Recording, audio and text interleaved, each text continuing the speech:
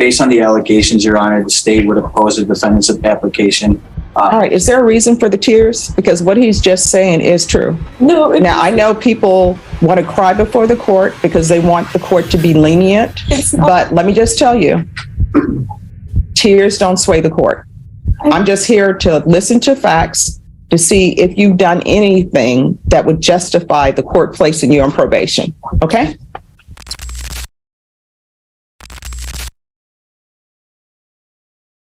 All right, so we're back on the record in 2022 CR 9351, State of Texas versus Kayla Rolag. And you're still under oath. And could you restate your name, please? Yes, Cynthia Cisneros. All right, and standing in for the state? Ruben Herrera for the state, Your Honor. All right, counsel, you may proceed. You stated your name. What is your profession, occupation? Yes, I'm a family-based safety services worker for Child Protective Services. And have you supervised or participated with Miss Kayla? Yes, sir. I have been her worker since September of 2022, and her case just recently closed here in February. Okay, and can you tell the court how you have interacted with Miss Kayla and how has she progressed? Sure. So, part of my job is to obviously, go into the home, make sure, things are going well with her and her daughter, also to comply with services. So specifically, we had enrolled Kayla Rolag into parenting, domestic violence, and random drug screenings. She excelled the whole time. She also got protective daycare for her child. So that's where she currently is during the day. And then she does reside with maternal grandmother and Kayla during the day. But she did really, really well. All drug screens came back negative for all substances. She was compliant in all of her services, received positive feedback from all her providers. And my time in working with Ms. Rolag, I really did not experience any negative feedback, any negative experiences or anything like that. All right. And are you fully satisfied that she has participated well then? Yes, definitely. As a witness?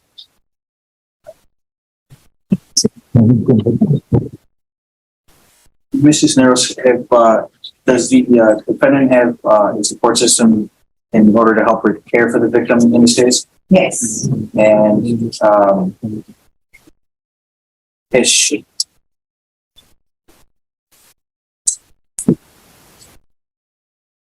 Nothing further with insurance. All right, so how long did you supervise her? Oh, since September of 2022. And how often were you seeing her? I was seeing her about twice a month. All right, and when's the last time she had a drug test? February of this year. Okay, all right, thank you. Thank you. Your Honor, if I may, Ms. Kayla would like the court. State, have you reviewed the documentations he wants to present to the court?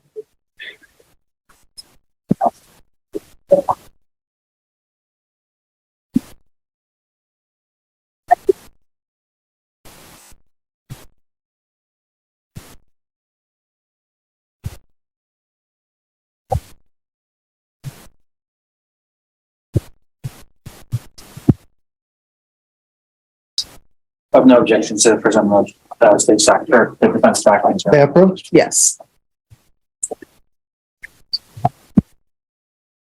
Thank you, counsel. And for the record, the court is reviewing certificates that have been offered on behalf of Ms. Rolag by her attorney.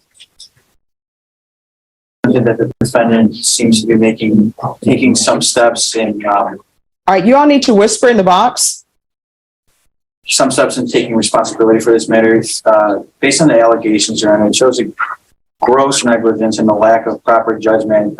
In fact, that the defendant did admit to leaving her child purposefully at the home without checking to see if there was anybody there to supervise the child, Your Honor. This resulted in the victim child being able to escape the residence on her own, being outside in cold temperatures with nothing but a diaper on.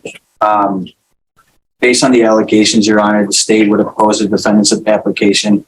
All right. Is there a reason for the tears? Because what he's just saying is true. No, Now, I know people want to cry before the court because they want the court to be lenient, it's not. but let me just tell you, tears don't sway the court.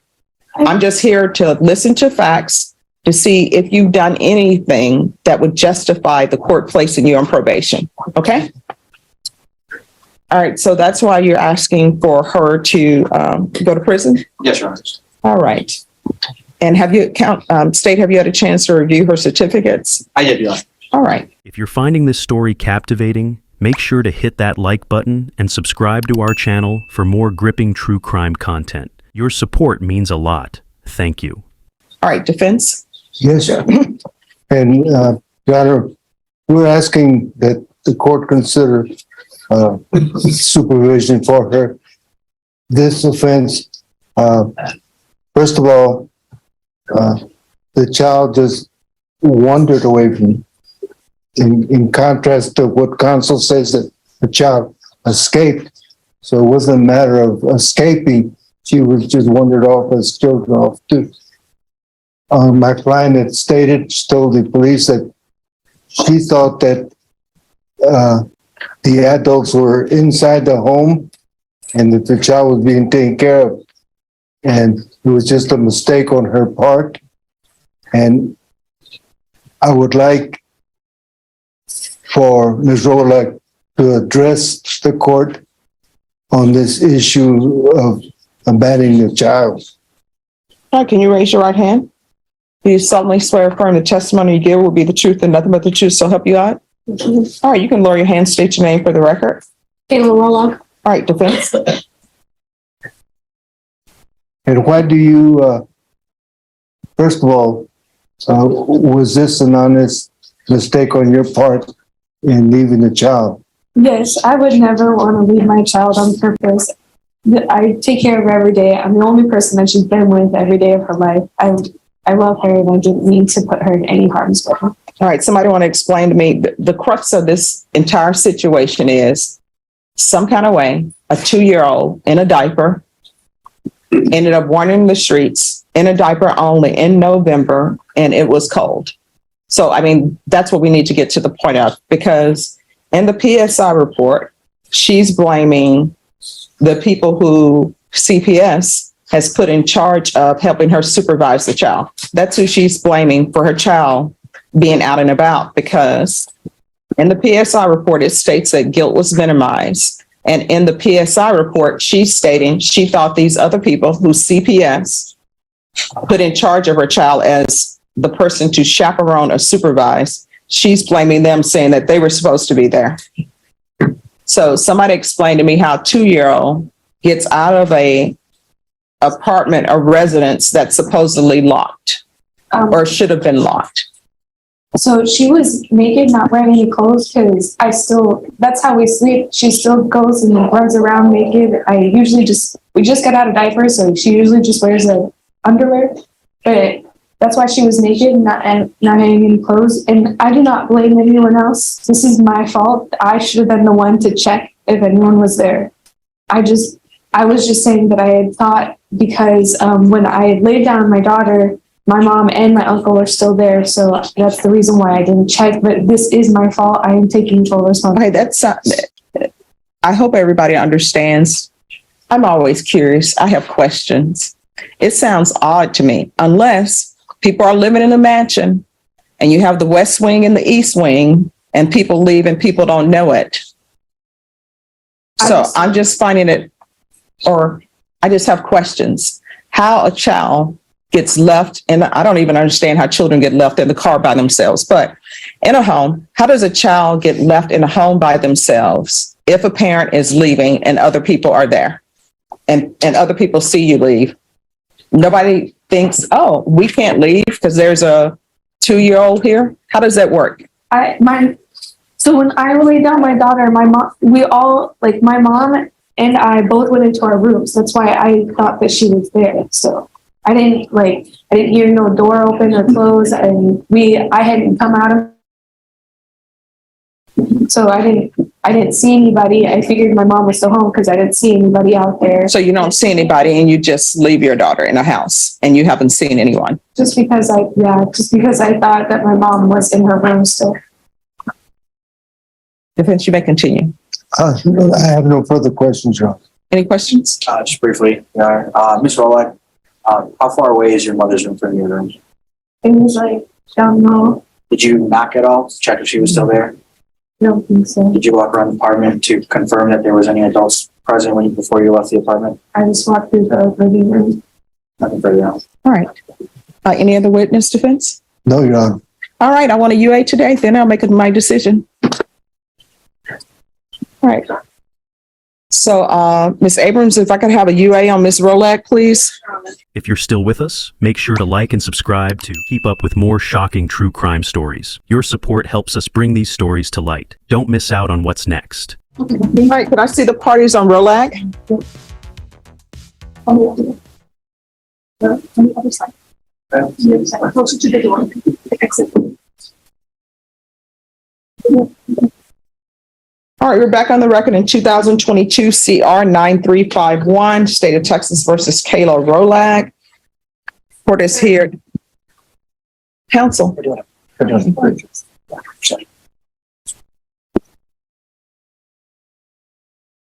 Thank you. All right, we're back on the record in 2022 CR 9351, Kayla Rolak.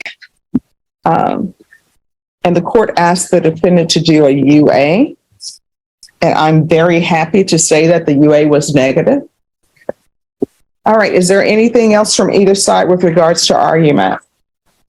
Nothing from the state, Your Honor.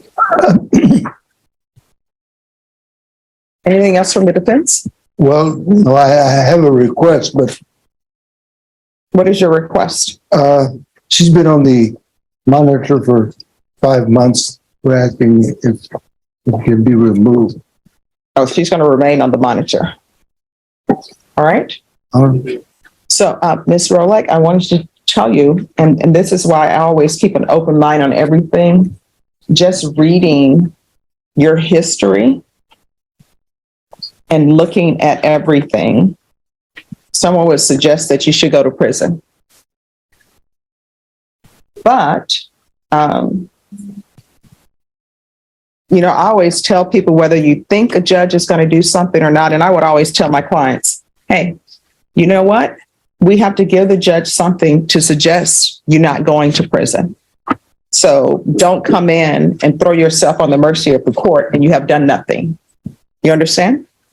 So I see that you've done a lot. I see that you completed everything with Child Protective Services. And sometimes Child Protective Services, they're always overworked and underpaid, but you actually had a good caseworker to stay on top of you and make sure that you were doing everything that you were supposed to be doing. And I see that you, during this time, you got your GED, you're enrolled in college. That's great. And to all the children who are out there who always think that the best college to go to is someplace that's not at home. Sometimes, you know, the best college is a college that's actually in your city. People always want to go to some other college because they think it's the best college. And I always say the best college is wherever you are if you make it that best college. So I see that you've done that. You have supervision because you're not living by yourself. I'm going to want you to continue to not live by yourself. Now, once you've been on probation for a while, your attorney can always come back and ask the court to reconsider that part. So who are the persons you're living with? I live with my mom. Okay. And my daughter. And what's your mom's name? Brenda Marshall. I'm sorry? Brenda Marshall. Brenda Marshall. And I'm assuming your mom wants you to remain with her. Yeah. All right. So this is what the court is going to do. The court is going to grant your application. And I'm actually going to give you deferred adjudication. So 4 years deferred adjudication. There's to be a $1,500 fine. That will be probated.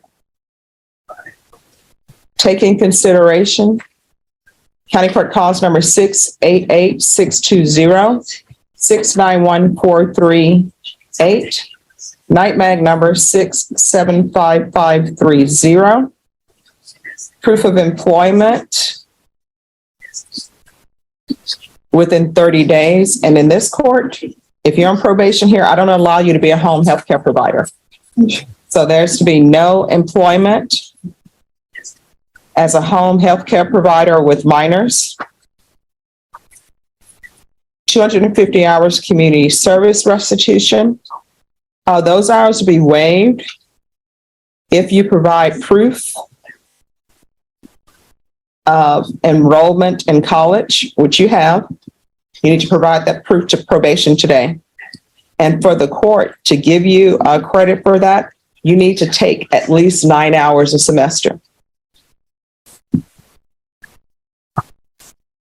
And I don't allow people to do that thing where they say, oh, here's my 9 hours for semester, and then they drop classes. That's expensive. Can I say something? Yes. I actually am going for a pre-major in psychology, and then I want to go to UTSA. So after these, I'm going to do I think around 17 hours a semester because I'm. Thank you. See, when I tell people that every semester I would do 24 hours a semester, people don't believe it, but it can be done. Yeah. All right. So provide proof of enrollment in college with at least 9 hours. Probation, I'm going to ask for parenting classes. She's already completed those. So you'll need to provide documentation to that. She is to reside with Brenda Marshall. And so it's only you two in the household, right? All right. There to be no adult males in the household residing there. Okay. If something changes, you can let me know. I just found from my experience as a defense attorney on CPS side, what ends up happening is mothers are doing great. And I've had male clients over there too. They're doing great. Then the next thing you know, they end up getting a new partner. They don't vet that partner appropriate and everything that goes downhill. So that's why I'm putting no adult males. So she's not allowed to reside with any adult males. Probation, I'm going to want field visits once per month. Regular reporting, and the field visit can count as her reporting, and that field visit is until further notice. And we'll do regular UAs. Probation, is there anything else she needs? No, Your Honor. Is there anything else you need from the court to be successful? If I know you said I could take my certificate that I already did parenting class. Yes. Can I still take another one? Because this last one that I took with the San Antonio Fatherhood Campaign, I actually learned a lot. And if I could just keep learning because my daughter is getting older. Okay. And also, is there any way that I can that y'all can help me with therapy or getting into counseling? All right. So what I'll do is probation, we'll add parenting classes. And make sure you notate in that the parenting classes were at Ms. Roleg's request.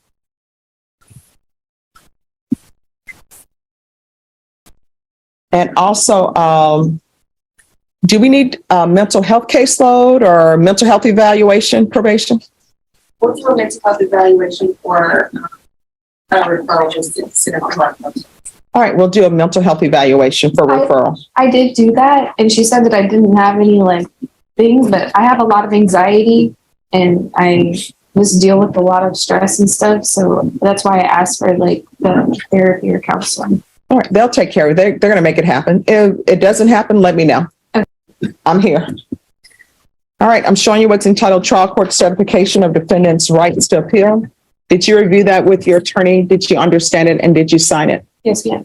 All right, because this is a plea bargain agreement, because I followed your plea bargain agreement, and because you waive your right to appeal, you do not have the court's permission to appeal. All right? All right, good luck to you. Good job. Thank you so much. Thank you so much. Oh, you're welcome. Your Honor, Yes. did you Did you specify? Wait, am I still on house arrest? Oh. With regards to the monitor probation, Yes, Your Honor. let's keep on the monitor for 2 months. If there are no issues, then it can be removed. GPS partial. Yes, Like, can they take my daughter to the park and stuff? yes, it's probation. Just make it tracking, All right. Thank but you you'll so still need to let probation know where you're going to be, okay? much. Okay, thank you so much. You're welcome. And this is, the top copy is for the state. All right, thank you. Have a great week. Oh, thank you.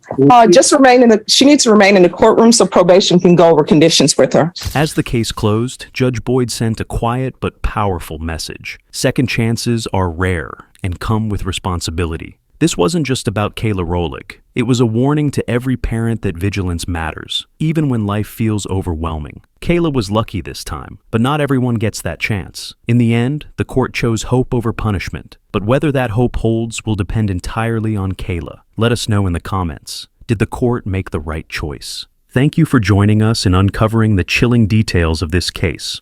If this story has left you disturbed or reflective, please share your thoughts and reflections. Remember to like, subscribe, and stay with us as we continue to explore the stories that reveal the darkest sides of human behavior. Together, we keep these lessons alive, ensuring the voices of victims are never forgotten. Thanks for watching. Please subscribe or follow.